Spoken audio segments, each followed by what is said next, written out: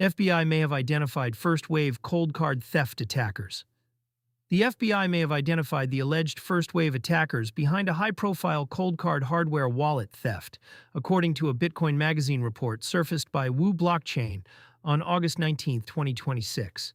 The update is the first sign of investigative progress in a case that rattled Bitcoin holders who treat air-gapped hardware wallets as the gold standard for self-custody.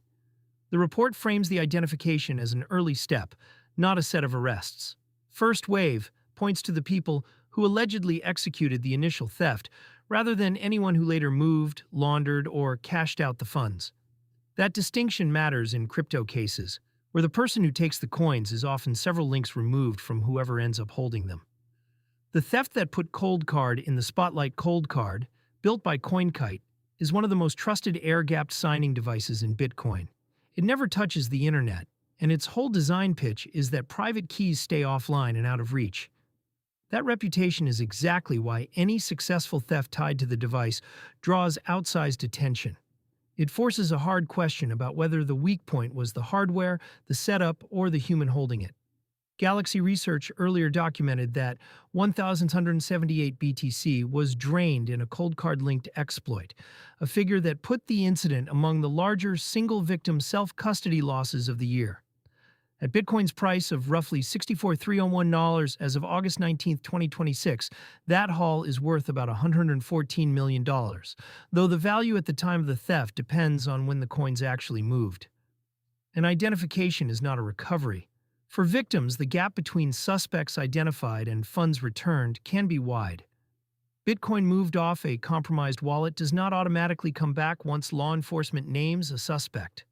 Recovery usually depends on seizing coins that are still sitting in a controlled address, freezing fiat at an off-ramp, or pressuring an exchange to lock an account before the balance disappears. The involvement of the FBI signals that at least part of the trail ran through infrastructure U.S. authorities can reach, whether that is an exchange, a payment processor, or a service that collected identifying data during onboarding. Attackers who route stolen funds through platforms with real know-your-customer checks leave a paper trail that pure on-chain movement does not. Self-custody protects keys, not people. The recurring lesson from cases like this is that holding your own keys removes counterparty risk but does not remove personal risk. A device that keeps private keys offline still relies on the owner to protect the recovery phrase, resist social engineering, and avoid tampered hardware. Physical coercion, phishing that captures a seed backup, and supply chain interference all sidestep the cryptography entirely. That is the trade-off at the center of the self-custody decision. Custodial providers can freeze accounts, reverse nothing, and collapse in insolvency, as FTX and Wirecard showed. Self-custody hands you full control and full responsibility, including the parts of security that no chip can enforce. Neither model is strictly safer. They fail in different ways. The pattern is not unique to hardware wallets. Recent months have brought a SafePal wallet data breach exposing customer order details and a proposal in South Korea to seize crypto directly from self-custody wallets. Each underlines that the boundary around your keys, your coins, is thinner than the slogan suggests once regulators, thieves, and leaked databases enter the picture.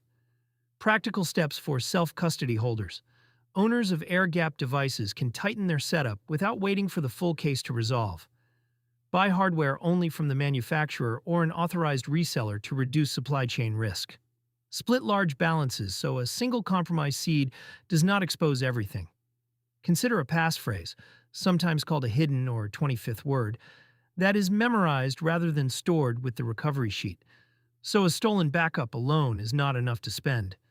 Keep the amount of information you share about your holdings to a minimum, since targeted theft starts with knowing who is worth targeting.